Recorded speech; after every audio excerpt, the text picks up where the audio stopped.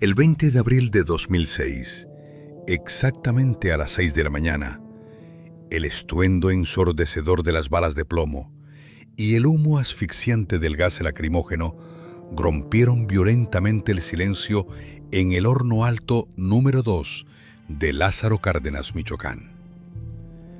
Más de 1000 efectivos de la Policía Federal, fuertemente armados, irrumpieron con brutalidad para desalojar a los miles de obreros siderúrgicos en huelga que defendían sus puestos de trabajo. En cuestión de minutos, la sangre ardiente de Héctor Álvarez Gómez y Mario Alberto Castillo Rodríguez tiñó de rojo el suelo y el frío metal de la planta industrial más grande de todo México. Aquellas colosales naves industriales que en la próspera década de 1970 nacieron bajo el amparo estatal como el orgulloso epicentro de la soberanía económica del país, capaces de forjar millones de toneladas de acero puro y asegurar un sustento digno para miles de familias obreras, se transformaron de pronto en un dantesco campo de batalla urbano, donde el propio gobierno masacraba a quienes construyeron su grandeza. ¿Cómo fue que este gigante indiscutible de la metalurgia latinoamericana, concebido originalmente para ser un escudo impenetrable contra la sumisión económica exterior, terminó convertido en una ruina corporativa privatizada, desmantelada y desangrada por los intereses de las corporaciones multinacionales? Acompáñenos hoy en este viaje profundo a través del tiempo para desenterrar la trágica historia de Sicarza, una dolorosa crónica documental donde el fuego eterno de los altos hornos fue extinguido por el plomo de las armas y donde el gran sueño de progreso de un pueblo entero terminó devorado por la codicia desde sus propias entrañas. En los albores de la década de 1970, la desembocadura del río Balsas, en la costa del estado de Michoacán, era un territorio prácticamente inmóvil, un rincón olvidado de la geografía mexicana. El paisaje estaba dominado por densos manglares, pantanos infestados de mosquitos y extensas llanuras de arena desértica que morían en el Océano Pacífico. Los pocos habitantes de la zona vivían de la pesca de subsistencia y de una agricultura precaria, completamente aislados de las grandes dinámicas económicas del centro del país. No había carreteras modernas, ni infraestructura portuaria, ni redes eléctricas de alta tensión. Era una tierra de silencio, humedad y un calor tropical sofocante que superaba los 40 grados centígrados a la sombra. Sin embargo, debajo de ese suelo indómito se escondía la llave que, según el gobierno federal, abriría las puertas del futuro de la nación. A pocos kilómetros de la costa, los yacimientos de mineral de hierro de las Truchas representaban una de las reservas magnéticas más ricas y puras de toda América Latina. Durante décadas, diversos estudios geológicos habían señalado el potencial del sitio, pero la inestabilidad política y la falta de capital habían mantenido el tesoro enterrado. El cambio de rumbo definitivo llegó con la ascensión a la presidencia de Luis Echeverría Álvarez en 1970. En un contexto global marcado por la Guerra Fría y la búsqueda de autonomía económica en el tercer mundo, el gobierno mexicano adoptó el modelo de industrialización por sustitución de importaciones, ISI. La premisa era clara y profundamente nacionalista. México no podía seguir dependiendo del acero extranjero para construir sus puentes, sus ferrocarriles, sus fábricas y sus ciudades. Una nación sin una industria pesada propia estaba condenada a la subordinación perpetua de los mercados occidentales. El acero era el esqueleto del progreso, y el Estado mexicano decidió forjar ese esqueleto con sus propias manos. Así nació el proyecto de la siderúrgica Lázaro Cárdenas de las Truchas, Sociedad Anónima, conocida universalmente por su acrónimo, SICARTZA. La elección del nombre no fue casualidad. Era un homenaje directo al general Lázaro Cárdenas del Río, el presidente que en 1938 había nacionalizado el petróleo y que en sus últimos años de vida había impulsado con fervor el desarrollo de esa misma región michoacana. El proyecto no contemplaba únicamente la edificación de una planta siderúrgica. Implicaba la creación de un polo de desarrollo monumental que transformaría el pacífico pueblo pesquero de Melchor Ocampo en una gran ciudad industrial y en el puerto marítimo más profundo del país. Desde el primer momento en que los planos arquitectónicos se presentaron en las oficinas gubernamentales de la Ciudad de México, una densa ola de escepticismo internacional cayó sobre el proyecto. Los analistas del Banco Mundial y los consultores financieros de las agencias extranjeras miraban con profunda desconfianza las ambiciones de Echeverría. Para los expertos de Washington y Nueva York, la idea de construir un complejo siderúrgico integrado que abarcara desde la extracción del mineral hasta la laminación final en una zona pantanosa, sin mano de obra calificada, sin vías de comunicación y sin experiencia técnica previa, era una locura logística. Calificaron el plan como un elefante blanco idealista, un capricho político financiado con deuda que terminaría sepultado por la ineficiencia estructural y la selva tropical. A pesar de las severas advertencias externas y la presión de los sectores conservadores locales, el Palacio Nacional mantuvo la orden tajante. Las obras debían comenzar de inmediato. A partir de 1971, la quietud de la costa michoacana fue demolida por el rugido de la maquinaria pesada. Cientos de ingenieros civiles, topógrafos y técnicos recién graduados de las universidades capitalinas llegaron a la zona, seguidos por miles de campesinos de los estados vecinos que buscaban un jornal en la construcción del siglo. Los primeros meses de trabajo directo en el terreno fueron una auténtica odisea humana. Los ingenieros debieron enfrentarse a una naturaleza hostil que se resistía a ser dominada. Las fiebres provocadas por la malaria, las picaduras de escorpiones y la deshidratación constante eran parte del día a día de las cuadrillas. El fango de los manglares tragaba las orugas de los tractores y las intensas lluvias de la temporada monzónica destruían en una noche los caminos de tierra que se habían consolidado durante semanas. Para cimentar las estructuras monumentales de la planta, fue necesario desecar miles de metros cuadrados de marismas e inyectar toneladas de concreto profundo sobre la arena movediza para evitar que el peso de los futuros hornos hundiera la infraestructura. La tensión en el campamento de obra era constante. Los plazos políticos dictados desde la capital eran implacables. El presidente exigía que la fase 1 de la planta fuera inaugurada antes de que concluyera su sexenio en 1976. Esto obligó a establecer turnos laborales de 24 horas bajo el sol abrasador del día y la densa oscuridad de la noche costeña, iluminada apenas por reflectores provisionales. Los hombres dormían en barracones de madera, rodeados de polvo y lodo, unidos por la mística colectiva de estar participando en la fundación de un nuevo México. Hacia mediados de la década, el desierto de arena y los pantanos habían desaparecido por completo, reemplazados por una colosal silueta geométrica de concreto y vigas de acero estructural que se elevaba hacia el cielo como una fortaleza moderna. Las torres de enfriamiento, las naves de las acerías y la imponente estructura del primer horno alto reconfiguraron el horizonte de la costa del Pacífico.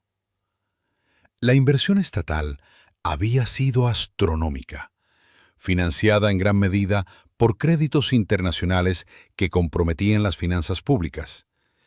Pero el milagro de ingeniería civil estaba consumado. Los cimientos materiales y los ideales patrióticos de la soberanía industrial estaban sólidamente colocados sobre la arena. El gigante de acero estaba listo para despertar. Pero la verdadera prueba de fuego, aquella que mediría si el sistema estatal era capaz de sostener su propio peso, apenas estaba por comenzar.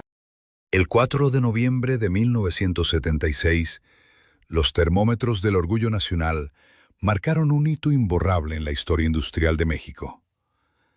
Tras años de sacrificios, sudor y escepticismo, el Alto Horno número 1 de Sicartza, una estructura monumental bautizada con justa razón como el Gigante de la Costa, cobró vida de manera definitiva.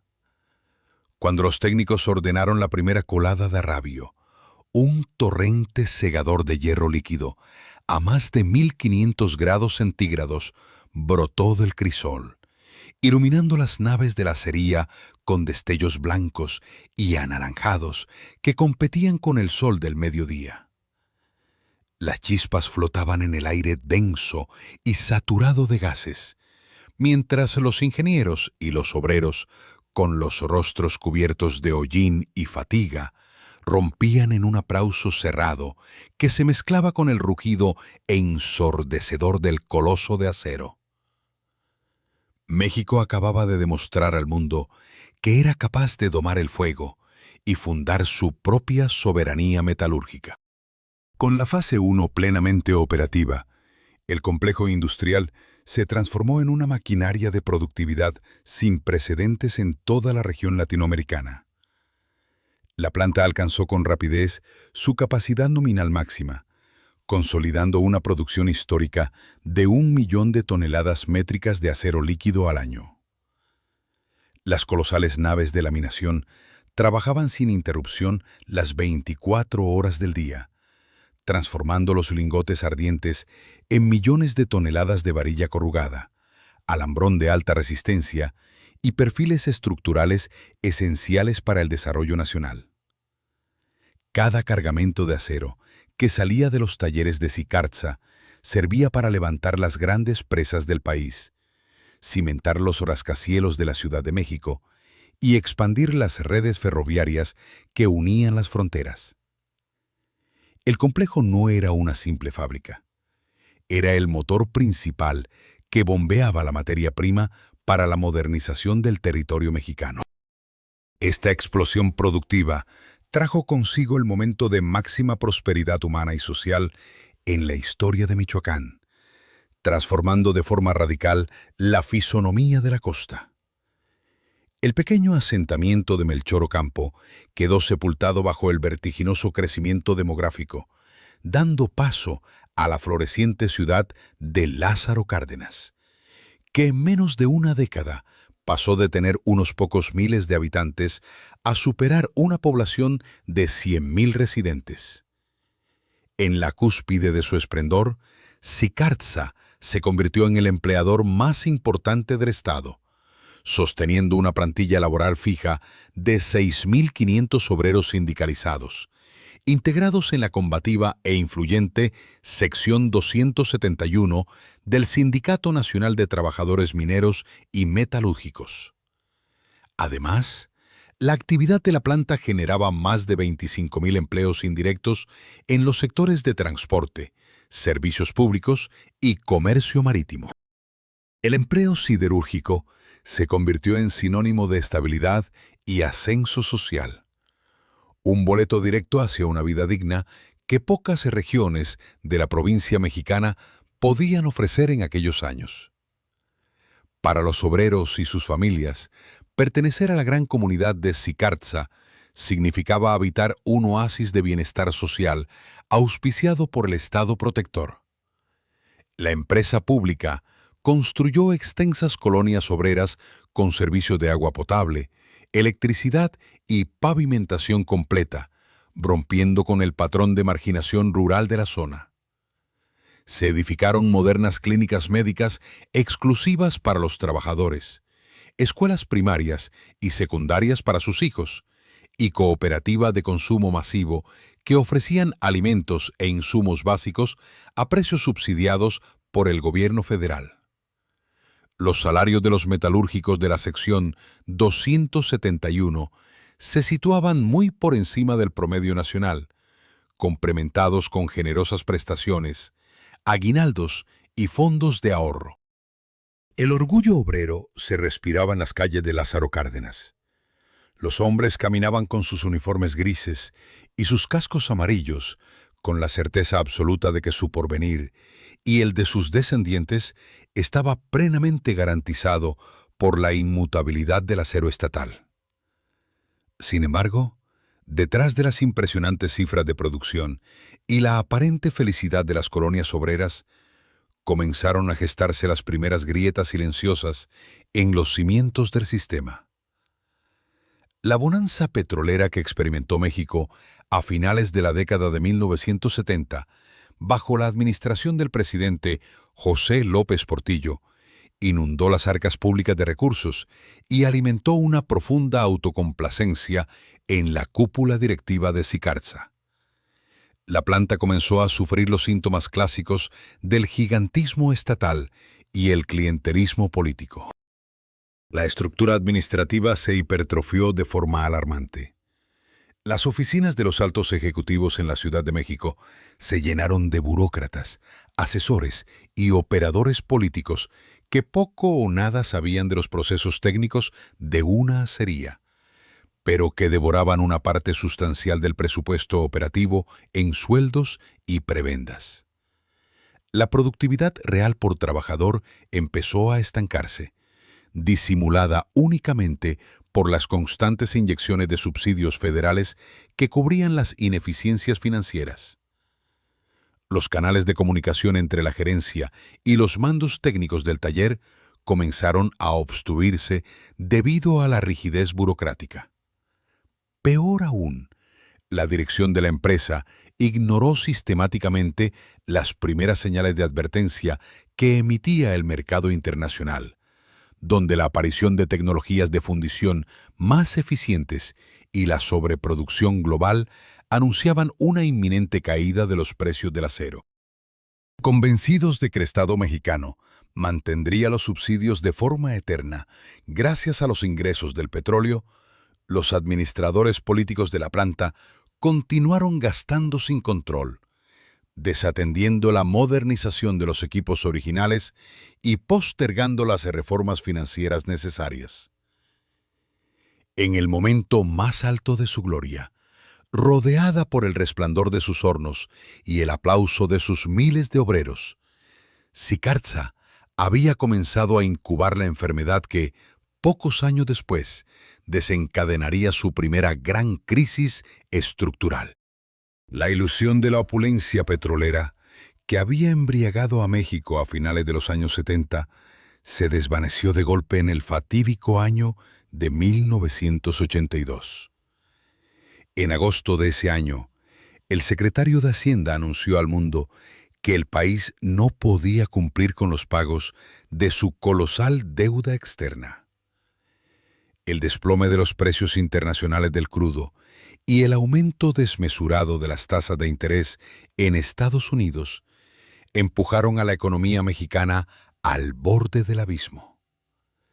El peso mexicano sufrió una devaluación histórica y brutal, perdiendo su valor frente al dólar a un ritmo descontrolado que sembró el pánico en los mercados.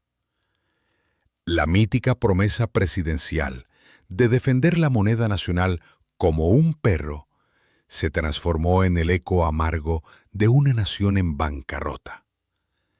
Este cataclismo macroeconómico no tardó en traspasar la frontera de los despachos financieros de la capital para golpear con la fuerza de un mazo los cimientos mismos de la industria pesada en Michoacán. Para Sicarza, el estallido de la crisis de la deuda no pudo ocurrir en un momento más vulnerable. Justo antes del colapso, la administración estatal había puesto en marcha la ambiciosa Fase 2 del complejo siderúrgico, un megaproyecto destinado a duplicar la capacidad operativa mediante la construcción de una nueva planta de fundición y la adquisición de maquinaria pesada de última generación tecnológica. La colosal inversión necesaria para esta expansión se había financiado casi en su totalidad mediante multimillonarios créditos internacionales denominados estrictamente en dólares, otorgados por consorcios bancarios europeos y japoneses. Con la depreciación de la divisa mexicana, el monto total de la deuda de la fábrica se multiplicó exponencialmente de la noche a la mañana.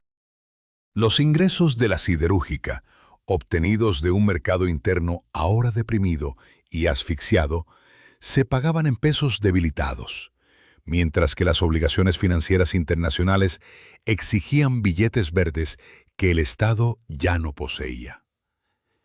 El gran sueño de la expansión tecnológica se transformó instantáneamente en un cepo financiero que comenzó a asfixiar la viabilidad operativa del gigante de acero. Bajo la estricta tutela del Fondo Monetario Internacional y los programas de austeridad impuestos desde el extranjero, el gobierno federal se vio obligado a aplicar un hachazo despiadado al gasto público. El flujo vital de subsidios estatales que sostenía la sobredimensionada estructura de Sicartza se congeló de forma drástica. La consigna oficial pasó de la expansión gloriosa a la supervivencia precaria. Las consecuencias físicas de este estrangulamiento presupuestario se manifestaron con rapidez en los talleres y naves del complejo. El mantenimiento preventivo de las instalaciones, fundamental para la operación segura de un entorno tan hostil como una planta siderúrgica, se redujo al mínimo indispensable. Los ingenieros técnicos se vieron obligados a improvisar soluciones ante la imposibilidad de importar piezas de repuesto originales debido a la escasez absoluta de divisas extranjeras. Las grúas de pórtico, las bandas transportadoras de mineral y los sistemas de ventilación profunda empezaron a fallar de manera crónica, ralentizando los ritmos de trabajo. El óxido marino de la costa, antes combatido con pintura constante y limpieza rigurosa, comenzó a devorar silenciosamente las estructuras metálicas externas, un reflejo visible de la decadencia institucional que avanzaba desde el interior. La presión económica vició también el clima laboral, rompiendo la paz social que había caracterizado los años dorados de la empresa. Atados de manos por el recorte federal, los nuevos administradores de la planta implementaron una política implacable de austeridad que golpeó directamente el bolsillo y la seguridad de la clase trabajadora.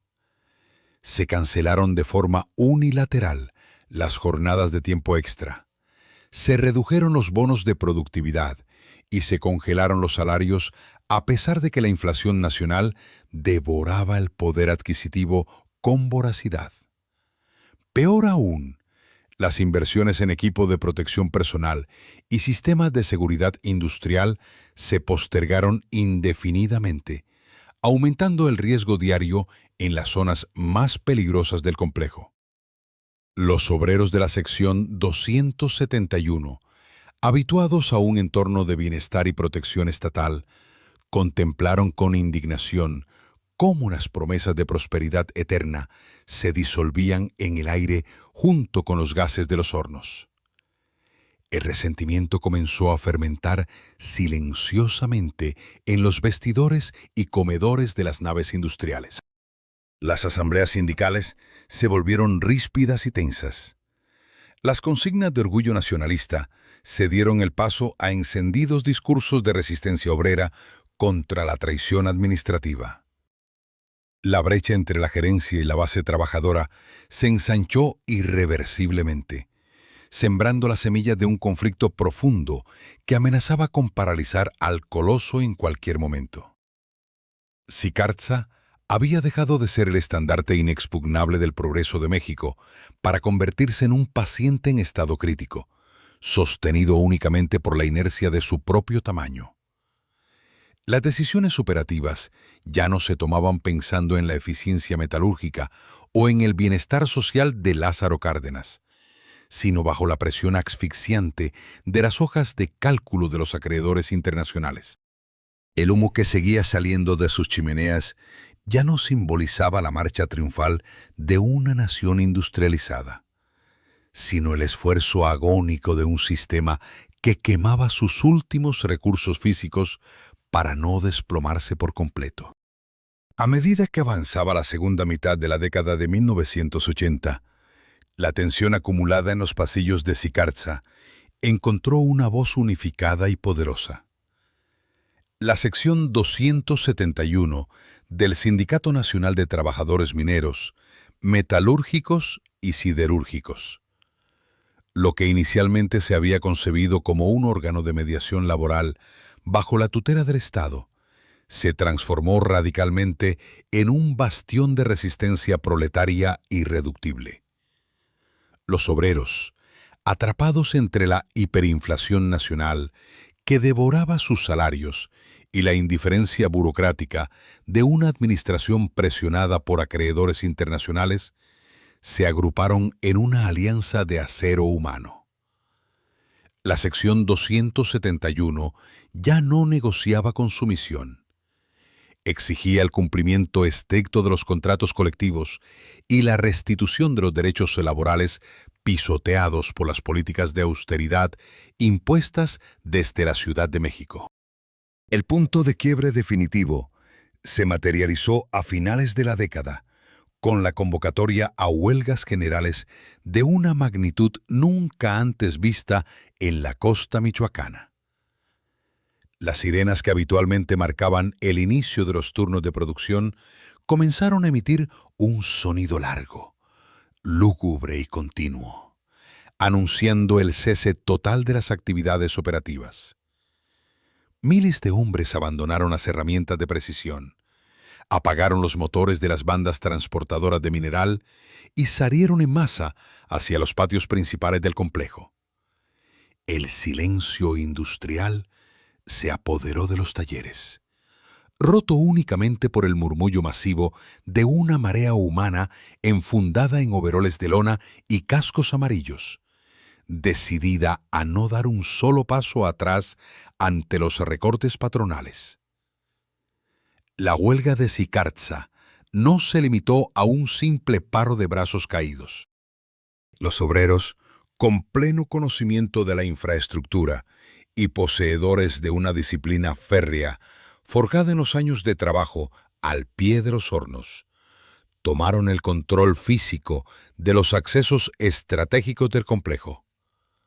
Utilizando la misma materia prima que ellos mismos procesaban, junto con grúas operativas y montacargas pesados, transportaron planchones de acero de varias toneladas, rollos de alambrón y varillas de alta resistencia para levantar barricadas monumentales en las puertas de la fábrica y en las vías ferroviarias que conectaban la planta con el puerto marítimo de Lázaro Cárdenas.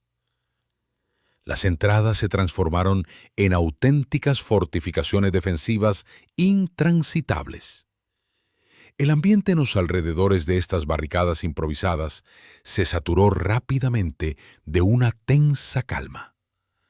Durante las noches, el olor a madera quemada en las fogatas y el vapor del café caliente inundaban el aire, mientras las cuadrillas de trabajadores montaban guardias permanentes bajo la oscuridad costeña. La sección 271 implementó un sistema interno de autodefensa y suministro de víveres, apoyado con fervor por las esposas de los obreros y los pequeños comerciantes de la ciudad, quienes entendían perfectamente que el destino socioeconómico de Lázaro Cárdenas dependía de la victoria sindical. Grandes banderas rojinegras, el símbolo histórico de la huelga en México, fueron colgadas en las estructuras metálicas de los portones principales, ondeando de manera desafiante frente a los emisarios de la gerencia que contemplaban la escena desde la distancia con impotencia. El coloso industrial estaba completamente paralizado, convertido en un territorio autónomo bajo el control estricto de su fuerza laboral, elevando el conflicto a un nivel de tensión política sin retorno. La respuesta de la dirección corporativa de Sicarza y de las altas esferas del gobierno federal no se hizo esperar, abandonando rápidamente cualquier pretensión de diálogo conciliador para adoptar una postura de inflexible severidad jurídica. Ante la firmeza inquebrantable de las barricadas que bloqueaban la costa de Michoacán, las autoridades laborales en la Ciudad de México dictaron un veredicto fulminante. La huelga fue declarada legalmente inexistente. Esta maniobra burocrática despojó de inmediato a los huelguistas de todas sus protecciones constitucionales, otorgando a la empresa la facultad legal de rescindir los contratos de miles de operarios sin indemnización alguna y abriendo la vía legal para el uso inminente de la fuerza pública para desalojar las instalaciones. Los canales oficiales de negociación colapsaron por completo. Lo que había comenzado como una legítima disputa laboral por la dignificación del salario y la seguridad en los talleres se transformó en una abierta guerra política de seguridad nacional. La estrategia de la administración centralizada se concentró en asfixiar económicamente a los huelguistas. Se congelaron las cuentas bancarias del sindicato y se suspendieron de tajo los pagos de salarios caídos, forzando a las familias de Lázaro Cárdenas a depender exclusivamente de la solidaridad comunitaria y de comedores públicos improvisados en las calles de las colonias obreras. Al mismo tiempo, los medios de comunicación nacionales iniciaron una campaña de desprestigio, retratando a los metalúrgicos de la sección 271 como saboteadores del desarrollo económico y criminales que mantenían secuestrado el patrimonio de la nación. La presión psicológica se intensificó con el despliegue de destacamentos de la policía militarizada y del ejército en los perímetros exteriores del complejo. El ruido ensordecedor de los convoyes militares patrullando las avenidas de la ciudad y el sobrevuelo nocturno de helicópteros oficiales sobre las torres apagadas de la siderúrgica crearon una atmósfera de estado de sitio no declarada. Dentro de las naves industriales, la resistencia se tornó dramática. Los obreros, debilitados por las semanas de ayuno y la incertidumbre sobre el sustento de sus hijos, se reunían bajo las estructuras de las acerías para jurar que preferían ver destruida la maquinaria antes que doblegarse ante los dictados tecnócratas de la capital. Cada intento de mediación en los despachos gubernamentales naufragó de forma sistemática. Los emisarios presidenciales exigían la reapertura inmediata de los portones y la reactivación de los hornos como condición previa no negociable, mientras que la dirigencia obrera se negaba a ceder su único bastión de defensa sin garantías explícitas de respeto a su contrato colectivo. La ruptura histórica entre la base trabajadora y el Estado protector se consumó de manera irreversible en aquellas madrugadas de tensión absoluta. El viejo pacto social que había dado vida al proyecto de Sicarza quedó sepultado bajo el peso de la doctrina del libre mercado que comenzaba a imperar en los pasillos del poder. El coloso siderúrgico permanecía inmóvil, frío y silencioso. Pero la atmósfera social de Lázaro Cárdenas se encontraba tan saturada de indignación y resentimiento que la comunidad entera se preparaba para el estallido de una confrontación inevitable. El año 1991 marcó el inicio de una transformación irreversible y dolorosa en el corazón industrial de México. Los vientos que soplaban desde la Ciudad de México ya no traían las viejas proclamas nacionalistas de autonomía y soberanía económica que habían levantado los muros de Sicarza en los años 70. En su lugar, El Palacio Nacional, bajo la administración del presidente Carlos Salinas de Gortari, abrazó con fervor mesiánico las doctrinas del neoliberalismo global y el consenso de Washington. Para la nueva estirpe de tecnócratas gubernamentales, muchos de ellos graduados en las universidades más prestigiosas de Estados Unidos, las grandes empresas propiedad del Estado ya no eran timones del progreso patrio, sino lastres ineficientes, focos de corrupción sindical y monopolios obsoletos que debían ser liquidados o entregados al capital privado a la mayor brevedad posible. El decreto de desincorporación de la siderúrgica Lázaro Cárdenas Las Truchas cayó sobre la población de Michoacán como un balde de agua helada, desatando una profunda crisis existencial. La joya de la corona de la industria pesada mexicana fue fragmentada y puesta en subasta internacional. La planta original de aceros no planos, el núcleo histórico de Sicarza, fue adquirida por el grupo Villacero, un poderoso consorcio regiomontano especializado en la distribución y comercialización metalúrgica. La transacción, realizada por una fracción del valor real de la colosal infraestructura construida con el dinero de todos los mexicanos, fue presentada por la propaganda oficial como el paso definitivo hacia una modernización sin precedentes.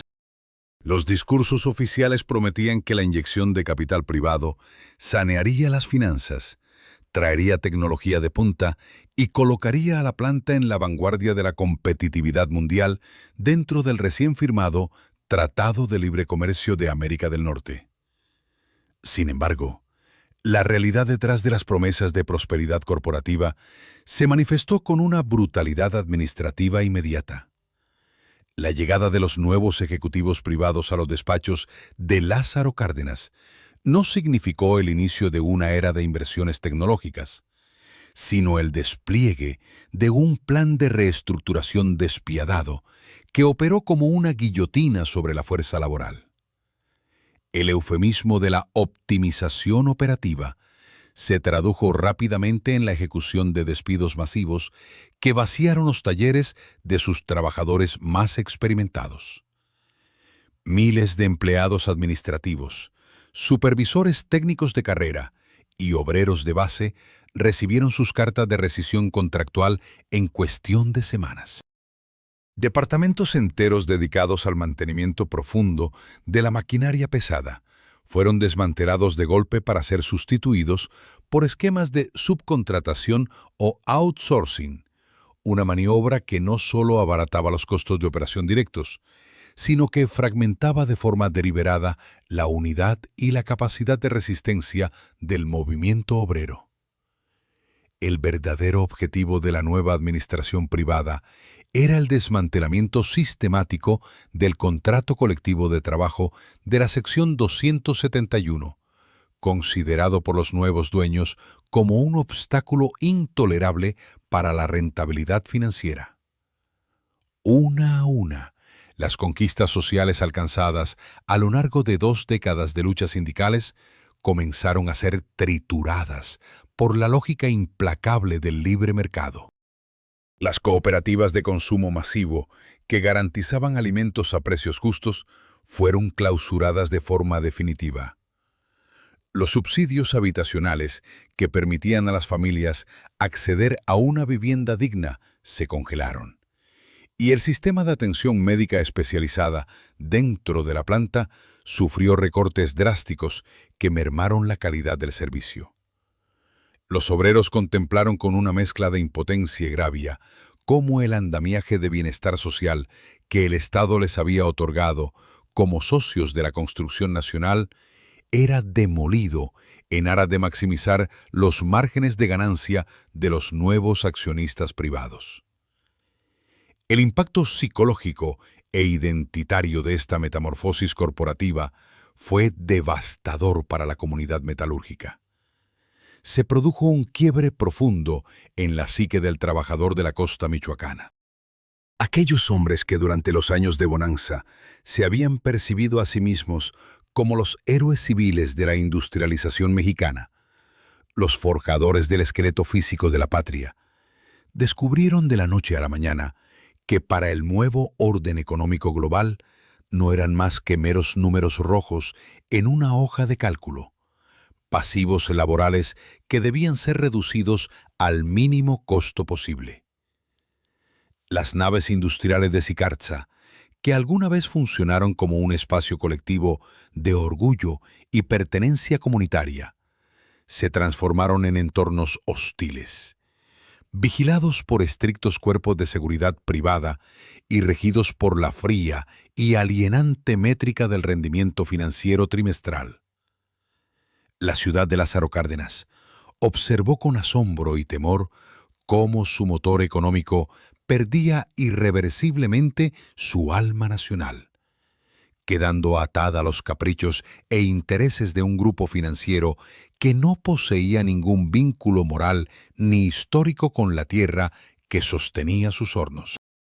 El gigante de acero seguía en pie, devorando mineral y escupiendo fuego, pero el espíritu colectivo que lo había fundado sobre la arena costera había sido extirpado de raíz por el frío filo de la privatización. El amanecer del nuevo milenio trajo consigo una tempestad económica global que desarticuló por completo las viejas lógicas industriales de Occidente. Lejos de la costa michoacana, al otro lado del Océano Pacífico, un coloso demográfico despertaba con una furia manufacturera sin precedentes en la historia contemporánea: la República Popular China. Con su ingreso definitivo a la Organización Mundial del Comercio en el año 2001, el gigante asiático inundó los mercados internacionales con un torrente descomunal e incesante de acero altamente subsidiado por su propio Estado. Los precios del metal en las bolsas de productos básicos se desplomaron a niveles mínimos históricos, asfixiando los márgenes de ganancia de las siderúrgicas de todo el hemisferio occidental. Para las fábricas de América Latina, que carecían de las protecciones arancelarias del pasado y de las economías de escala asiáticas, la competencia se tornó en una lucha brutal por la supervivencia en un entorno global profundamente caníbal. En los despachos directivos de Sicarza, la administración privada del Grupo Villacero reaccionó ante este tsunami comercial de la manera más previsible y destructiva posible. En lugar de trazar un plan estratégico de inversión profunda para modernizar los procesos técnicos y automatizar las líneas de producción, la dirección corporativa optó por una lógica cortoplacista y temeraria: exprimir hasta la última gota de resistencia física de los equipos e instalaciones originales construidos en la década de 1970. Las colosales máquinas, que requerían paros técnicos periódicos para el revestimiento de refractarios y la calibración de sistemas eléctricos, fueron obligadas a operar de forma ininterrumpida bajo ritmos forzados de producción. Los presupuestos destinados a la seguridad industrial y a la renovación de herramientas fueron recortados de manera drástica, congelando cualquier intento de actualización técnica. La planta siderúrgica comenzó a operar bajo una lógica extractivista extrema, consumiendo su propia infraestructura para sostener una competitividad financiera ficticia. Esta política de sobreexplotación material convirtió rápidamente las naves de la acería en auténticas trampas mortales para los trabajadores de la sección 271. El mantenimiento preventivo de las gigantescas grúas viejeras que transportaban toneladas de arrabio ardiente fue sustituido por reparaciones provisionales con piezas desgastadas. Las tuberías de gas pesado y los sistemas de ventilación profunda empezaron a registrar fugas crónicas que saturaban la atmósfera de los talleres con monóxido de carbono, provocando desmayos frecuentes entre los operarios del turno nocturno. Los accidentes laborales graves, que en los años de administración gubernamental eran minuciosamente prevenidos, se convirtieron en una trágica rutina semanal. Desprendimientos de escoria incandescente provocaron quemaduras severas en los cuerpos de jóvenes obreros, mientras que las fallas mecánicas no atendidas en las líneas de laminación mutilaron las manos de operarios experimentados. La gerencia privada, temerosa de las multas federales, implementó una política de absoluto secretismo, amenazando con el despido inmediato a los médicos de la planta si reportaban la verdadera gravedad de la siniestralidad. El miedo legítimo a no regresar con vida a casa al final de la jornada laboral se transformó rápidamente en una profunda e incontenible indignación proletaria. En los vestidores, en los comedores improvisados a la sombra de los talleres y en los trayectos de los autobuses de personal, los obreros de la sección 271 comenzaron a compartir sus testimonios de rabia. La paciencia de la base trabajadora se había agotado por completo. Ya no se trataba únicamente de defender el poder adquisitivo de sus salarios frente a la inflación o de exigir mejores prestaciones, sino de una lucha existencial por la preservación de su propia vida y dignidad humana en el taller. Las directrices del Sindicato Nacional encontraron en Lázaro Cárdenas un eco ruidoso y radicalizado. La base obrera local, desconfiada de los inspectores del trabajo que se dejaban corromper por el dinero corporativo, decidió tomar las riendas de su propio destino operativo. Durante los primeros meses del año 2006, la atmósfera social en la ciudad de Lázaro Cárdenas se volvió tensa, ríspida y asfixiante, asemejándose a una caldera industrial cuya válvula de escape ha sido completamente sellada. En la más absoluta clandestinidad, lejos de las miradas vigilantes de los guardias de seguridad privada que custodiaban los portones de la acería, los líderes de la sección 271 comenzaron a tejer una red clandestina de resistencia obrera. Se organizaron asambleas secretas en los patios traseros de las colonias. Se acopiaron víveres no perecederos en las sedes comunitarias y se distribuyeron manuales provisionales de primeros auxilios. Los hombres de Sicarza sabían que la confrontación que se avecinaba no se parecería a las huelgas tradicionales del pasado. Entendían con perfecta claridad que se estaban preparando para un choque frontal contra el aparato de fuerza del Estado mexicano. La tensión interna fue estirada de forma sistemática hasta el límite absoluto de su resistencia elástica, esperando el chispazo definitivo que desataría la tormenta. El mes de abril de 2006 quedó grabado con letras de fuego y ceniza en la memoria colectiva de la costa michoacana. La paciencia de los trabajadores de la sección 271 del Sindicato Minero y Metalúrgico se había evaporado por completo tras meses de abusos patronales, inseguridad crónica en los talleres y la imposición gubernamental de líderes sindicales espurios desde la Ciudad de México. El 2 de abril de 2006, una asamblea masiva y unánime en el patio principal de Sicarza tomó la decisión más drástica e irreversible de su historia: el estallido de una huelga total y la ocupación física inmediata de todo el complejo industrial. No sería un paro ordinario en el exterior de las instalaciones. Esta vez, los obreros convertirían la siderúrgica más grande del país en una fortaleza humana inexpugnable.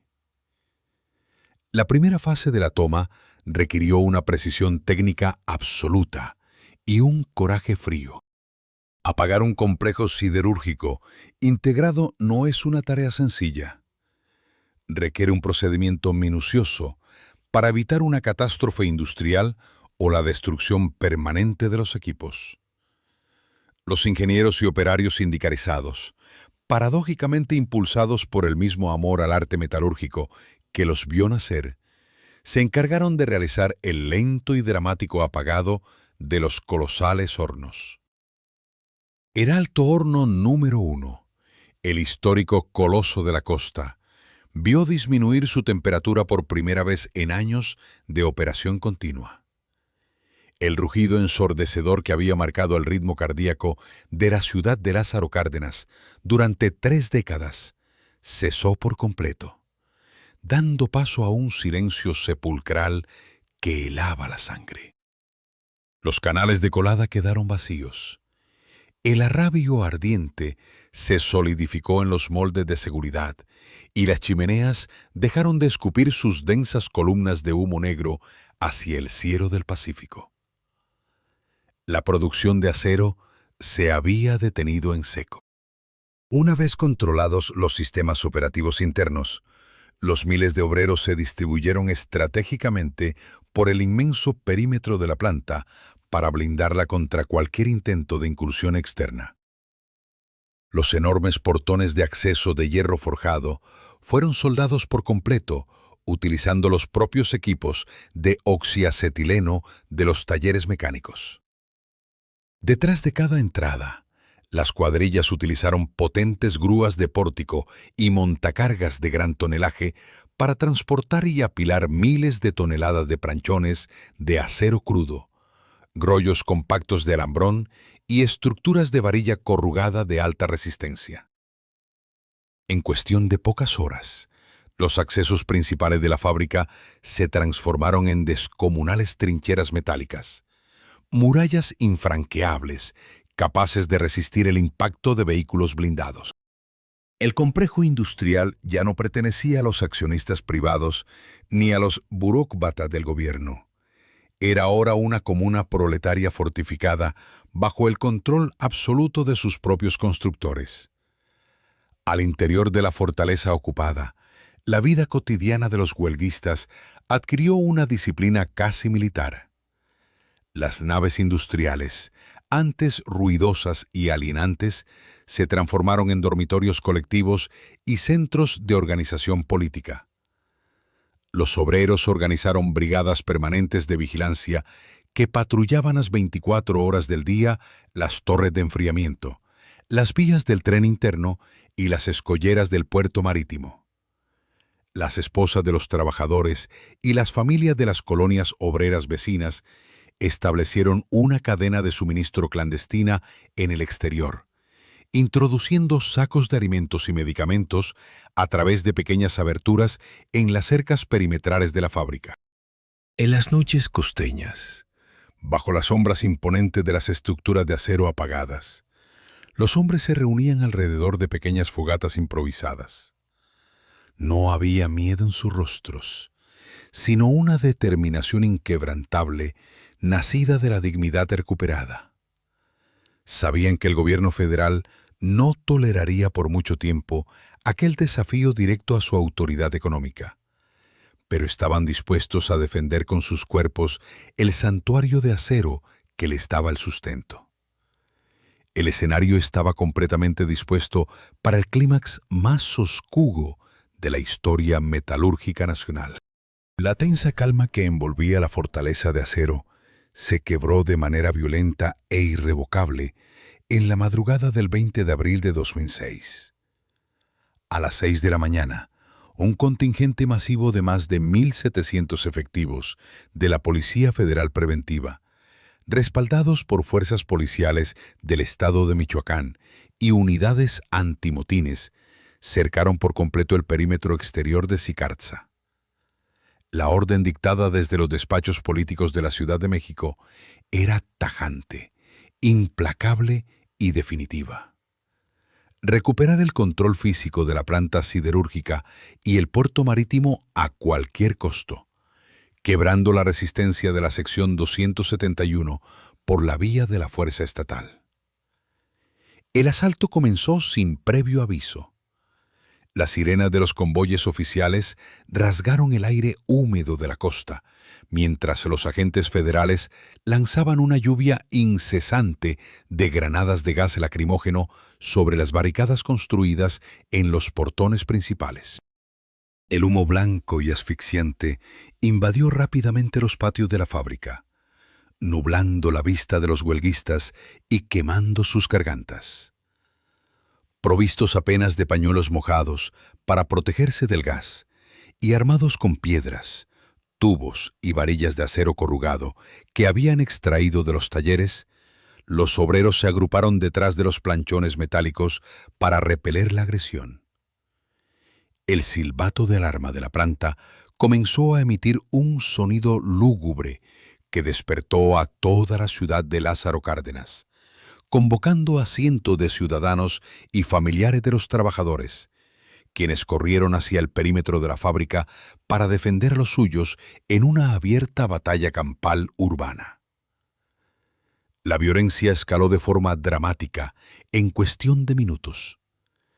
Al percatarse de que los huelguistas no se replegaban a pesar de las nubes de gas y el impacto de los cartuchos de goma, las fuerzas del orden rompieron los protocolos de contención y comenzaron a utilizar sus armas de cargo con munición real. El estruendo chato de los fusiles de asalto automáticos y las pistolas de 9 milímetros sustituyó al ruido de los gases, haciendo eco en las colosales naves estructuradas de la acería. El pánico se apoderó de las líneas defensivas cuando los hombres vieron que sus compañeros caían heridos sobre la arena y el concreto, alcanzados por proyectiles de plomo. Fue en las inmediaciones del patio del Horno Alto número 2 donde la tragedia humana alcanzó su punto más oscuro y doloroso. Héctor Álvarez Gómez, un joven obrero metalúrgico que se encontraba en la primera línea de la barricada, cayó fulminado instantáneamente al recibir un impacto de bala directo en el pecho. Pocos minutos después, en medio del desorden, los gritos de dolor y la humareda generalizada, Mario Alberto Castillo Rodríguez sufrió una herida mortal en la cabeza provocada por un disparo de arma de fuego de largo alcance. La sangre caliente de los dos huelguistas brotó con fuerza, tiñendo de un rojo espeso el suelo gris de los talleres y el frío metal de la planta que tanto habían defendido con sus vidas. Además de las dos víctimas mortales, la brutal incursión policial dejó un saldo trágico de más de 40 trabajadores gravemente heridos por impactos de bala y decenas de intoxicados por los gases químicos. A media mañana, el campo de batalla industrial presentaba un panorama desolador y trágico. Aunque la superioridad armamentística de las fuerzas policiales logró romper la primera línea de defensa exterior, la furia contenida de la comunidad de Lázaro Cárdenas obligó a los uniformados a replegarse parcialmente hacia las avenidas periféricas, incapaces de pacificar el interior de las colosales instalaciones. El costo moral y humano de la operación fue devastador para el país entero. Sicarza, concebida originalmente en el siglo pasado como el gran templo de la unidad nacional y el orgullo de la clase obrera protectora, se transformó oficialmente en la escena de un crimen de Estado. La masacre de abril de 2006 marcó el punto de no retorno, el colapso definitivo del modelo social e institucional de la planta. Con el tejido comunitario profundamente fracturado por la violencia y las naves de producción cubiertas de casquillos percutidos, la estructura corporativa de la fábrica quedó completamente vulnerable, lista para ser absorbida fríamente por el gigante multinacional anglo-indio ArcelorMittal, sepultando para siempre el espíritu original de su fundación bajo una lógica globalizada que no entendía de historias ni de sangre obrera. Cuando el humo de los gases lacrimógenos y el eco de las detonaciones finalmente se disiparon sobre las avenidas de Lázaro Cárdenas, Un silencio sepulcral y amargo se asentó sobre la costa de Michoacán. La violencia de aquel fatídico abril de 2006 no solo dejó un saldo inmediato de sangre y dolor en los patios de Sicartza, provocó un terremoto social y económico que alteró para siempre el destino de la región. La posterior y fría transferencia de los activos de la planta a la corporación transnacional ArcelorMittal terminó por sepultar el viejo modelo de la siderurgia con rostro humano.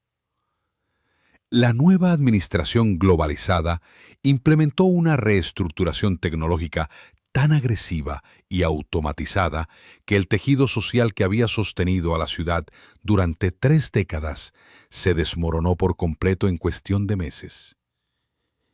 El impacto económico inmediato sobre la comunidad fue devastador. Lázaro Cárdenas, una urbe que había nacido y crecido al amparo de los altos salarios y las generosas prestaciones de la empresa estatal, vio cómo su motor financiero se apagaba de golpe. Las drásticas reducciones de personal y la precarización de los nuevos contratos laborales destruyeron el poder adquisitivo de la clase obrera. El dinero dejó de circular por las calles. Pequeños comercios que habían prosperado durante los años dorados, tiendas de abarrotes, restaurantes, talleres mecánicos y mercados locales, se vieron obligados a bajar sus cortinas de forma definitiva ante la falta de clientes. Las colonias obreras, antes vibrantes y llenas de vida, se transformaron paulatinamente en vecindarios silenciosos, marcados por el éxodo de miles de familias que abandonaron la costa en busca de oportunidades en el norte del país o en los Estados Unidos. La próspera capital del acero se convirtió en una sombra de sí misma, un desierto urbano de concreto y asfalto donde la incertidumbre económica lo dominaba todo. Sin embargo, la consecuencia más oscura y trágica de esta desarticulación industrial no fue la quiebra de los comercios, sino el terrible vacío social que dejó la retirada del Estado y el debilitamiento del sindicato. En este escenario de desesperación, desempleo crónico y falta absoluta de horizontes para las nuevas generaciones, un actor criminal de extrema violencia encontró el terreno fértil para expandir su dominio: el cartel de la familia michoacana. La organización delictiva comprendió con rapidez el valor estratégico del puerto profundo de Lázaro Cárdenas, no para la exportación de acero, sino para la introducción masiva de precursores químicos procedentes de Asia, esenciales para la fabricación de drogas sintéticas a gran escala. El cartel comenzó a infiltrarse sistemáticamente en las estructuras comunitarias rotas de las antiguas colonias siderúrgicas. Ante la ausencia de un empleo digno en la planta, la organización criminal se presentó ante los jóvenes, hijos y nietos de los antiguos forjadores del acero, como la única vía disponible de subsistencia, estatus y poder económico. El dinero fácil del narcotráfico sustituyó rápidamente al salario sudado del taller. Antiguos trabajadores que poseían un conocimiento técnico avanzado en logística, manejo de maquinaria pesada y operaciones portuarias fueron cooptados bajo amenaza o seducidos por los altos ingresos para operar las redes de contrabando en los muelles. Aquellos hombres que antes utilizaban sus manos para construir el esqueleto industrial de la nación, ahora veían a sus descendientes empuñar armas de alto calibre en las esquinas de la ciudad. Lázaro Cárdenas experimentó una metamorfosis terrorífica, transformándose de un bastión de orgullo proletario en uno de los puntos más peligrosos e inestables de la geografía mexicana. Las balaceras a plena luz del día, las extorsiones sistemáticas a los pocos negocios sobrevivientes y las desapariciones forzadas se convirtieron en la nueva y trágica normalidad de la costa. El miedo sustituyó por completo al espíritu de solidaridad que antes unía a los trabajadores en las barricadas defensivas. La desconfianza mutua destruyó los lazos vecinales. Las asambleas comunitarias desaparecieron y las calles se vaciaban por completo al caer el sol. Las colosales naves industriales de la acería seguían recortándose contra el horizonte marino, operando bajo la fría lógica transnacional. Pero a su sombra ya no florecía una sociedad próspera, sino una comunidad sitiada por el terror y la descomposición social. El gran sueño industrial de Michoacán había dejado tras de sí un paisaje de cenizas materiales y humanas de las que parecía imposible levantarse. Hoy en día, las inmensas naves industriales y las altas torres que alguna vez conformaron el corazón de Sicartza continúan dominando el paisaje de la costa michoacana, pero su alma original ha sido completamente extirpada. Bajo el control absoluto de la corporación multinacional de origen anglo-indio, ArcelorMittal, el complejo siderúrgico funciona hoy como una maquinaria hipereficiente, automatizada y mecánicamente fría. Los hornos siguen encendidos.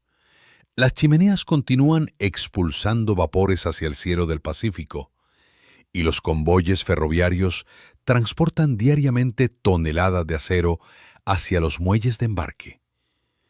Pero el vínculo sagrado y social que unía a la fábrica con el destino y el bienestar de la comunidad local se ha roto para siempre.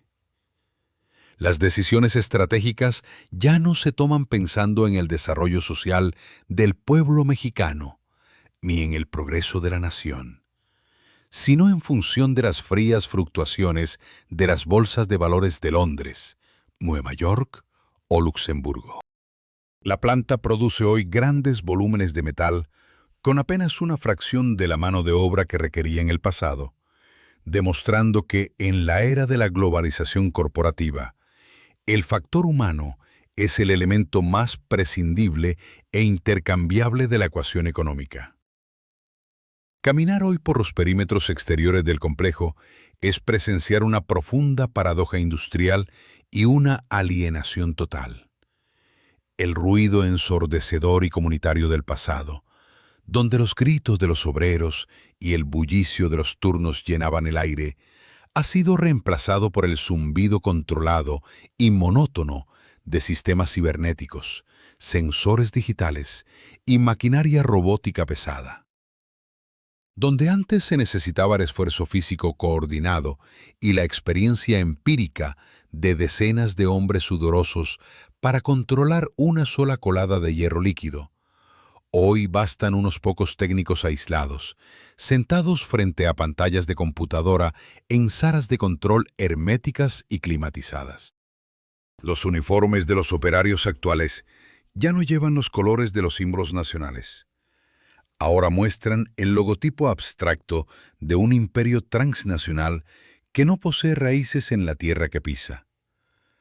Para los nuevos administradores extranjeros, la rica historia de las luchas obreras de la sección 271, la memoria de las barricadas de resistencia y la sangre derramada por los caídos en abril de 2006 son solo anécdotas incómodas, pasajes oscuros que deben ser borrados sistemáticamente de los manuales de inducción corporativa.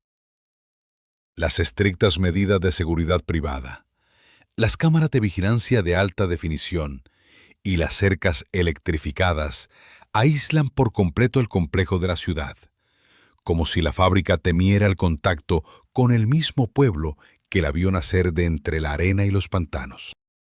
En las bancas de las plazas públicas de Lázaro Cárdenas, bajo la sombra de los árboles tropicales, los antiguos obreros de la época dorada, hoy convertidos en ancianos de cabellos canos y manos marcadas por las cicatrices imborrables del fuego antiguo, contemplan la silueta de la siderúrgica con una mezcla de profunda nostalgia y silenciosa amargura.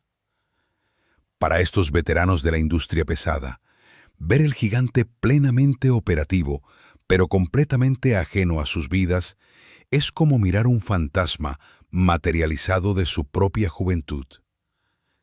Recuerdan con precisión los días en que levantar esa colosal estructura sobre las marismas era un acto de fe patriótica, un esfuerzo colectivo de proporciones épicas para demostrar al mundo occidental que México era capaz de forjar su propio destino industrial. Sienten, con justa razón, que su identidad colectiva y el patrimonio de sus hijos les fueron robados, expropiados de forma fraudulenta por una élite política tecnócrata que prefirió entregar la riqueza estructural del país al gran capital extranjero antes que sanear y defender el sistema público. Se perciben a sí mismos como los supervivientes olvidados de un naufragio histórico, extranjeros desamparados en su propia ciudad, obligados a ver cómo la riqueza mineral extraída de las entrañas de Michoacán fluye incesantemente hacia los mercados globales, sin dejar a nivel local más que salarios mínimos estancados y contratos de subcontratación precaria para las nuevas generaciones de su estirpe. La trágica historia del colapso institucional de Sicartza trasciende la simple crónica de un fracaso empresarial o administrativo. Constituye el espejo definitivo donde se refleja el doloroso fracaso de todo un modelo económico impuesto en América Latina durante el cambio de siglo. Su biografía industrial ofrece una lección histórica brutal sobre los peligros extremos del gigantismo burocrático estatal y la posterior e implacable trampa de las privatizaciones salvajes de libre mercado. El error original del sistema no radicó en el noble y legítimo sueño de la soberanía siderúrgica nacional, sino en la temprana infiltración de la corrupción política, el clientelismo y la ineficiencia administrativa que asfixiaron la viabilidad financiera de la planta durante sus años públicos, convirtiendo una joya industrial en un organismo vulnerable. Sin embargo, el remedio aplicado desde el centro del país resultó ser infinitamente más destructivo que la enfermedad misma. La privatización apresurada e ideológica de la década de 1990 no buscaba la modernización social de la costa, sino el desmantelamiento sistemático de los derechos laborales ganados para abaratar los costos y maximizar los márgenes de ganancia privada de los compradores. Este proceso demostró con crudeza que cuando el Estado abdica por completo de su papel constitucional como regulador de la economía y protector del bienestar común, el libre mercado sin rostro no genera una prosperidad compartida, sino que engendra desiertos sociales, fragmentación comunitaria y enclaves de explotación corporativa profunda. El verdadero dique de contención social y económica que representaba la vieja estructura de Sicartza fue demolido de raíz, dejando una llaga abierta en el tejido social de Michoacán que el capital transnacional nunca tuvo el menor interés en sanar. La lección más dolorosa y perdurable que emerge de las cenizas de este gigante de acero es que el progreso económico, medido exclusivamente en las optimistas hojas de balance de las corporaciones multinacionales, es una ilusión vacía y peligrosa si se edifica sobre la miseria, el desempleo y el olvido deliberado de la clase trabajadora. El acero que se funde en Lázaro Cárdenas sigue utilizándose hoy para levantar infraestructuras en diversos rincones del planeta, pero su brillo contemporáneo es gélido, carente por completo de la luz del orgullo popular y nacional que alguna vez iluminó la costa mexicana. El dique de Sicartza permanece en el tiempo como un severo e ineludible recordatorio para las generaciones futuras. Un sistema industrial que sacrifica su capital humano y pisotea la dignidad de sus trabajadores en el altar del rendimiento financiero trimestral. Termina despojando a su propio pueblo no solo de su sustento material, sino de su propia historia, su memoria histórica y su derecho a un porvenir digno. El colapso de la siderúrgica Lázaro Cárdenas Las Truchas no es simplemente la crónica del cierre de una gran infraestructura fabril o el informe técnico de una mala gestión corporativa. Es, en su dimensión más profunda, el testimonio trágico de cómo las grandes doctrinas económicas, cuando se aplican con frialdad matemática e indiferencia social, terminan devorando a los mismos seres humanos que dieron vida a sus ideales. Sicarza nació como un símbolo de soberanía, un sueño tallado en acero sobre la arena para demostrar que una nación podía forjar su propio progreso. Sin embargo, atrapada primero en las redes del clientelismo y la ineficiencia del gigantismo estatal, y mutilada después por la insaciable lógica del libre mercado y las privatizaciones de finales del siglo XX, la fábrica perdió su alma mucho antes de que la violencia física irrumpiera en sus talleres. La lección que nos deja esta fortaleza industrial en la costa de Michoacán es una advertencia ineludible para el mundo contemporáneo. El verdadero progreso de una sociedad no puede medirse exclusivamente en los optimistas informes financieros trimestrales de las corporaciones transnacionales, ni en el volumen de exportación de sus muelles automatizados. Cuando un sistema económico decide sacrificar su capital humano, precarizar el empleo y dar la espalda a la dignidad de su base obrera para maximizar los márgenes de ganancia, lo que engendra no es desarrollo, sino desiertos sociales, fragmentación comunitaria y espacios vulnerables a la violencia. El acero sigue fluyendo hoy en Lázaro Cárdenas, bajo el sello de una multinacional sin rostro, pero su brillo es gélido, desprovisto por completo de la luz del orgullo popular. Sicarza permanece en el tiempo como un severo recordatorio de que, detrás de cada chimenea y cada máquina silenciosa, hay historias humanas que el mercado prefiere no contabilizar. Si este recorrido documental por la memoria de los gigantes industriales olvidados le ha parecido valioso, le invitamos a suscribirse a nuestro canal y activar las notificaciones para no perderse los próximos episodios. Nos interesa mucho conocer su perspectiva. ¿Cree que es posible reconciliar la eficiencia económica global con la preservación de la dignidad humana local en las industrias del siglo XXI? Déjenos sus reflexiones en la sección de comentarios. Su participación sostiene este espacio de rescate histórico.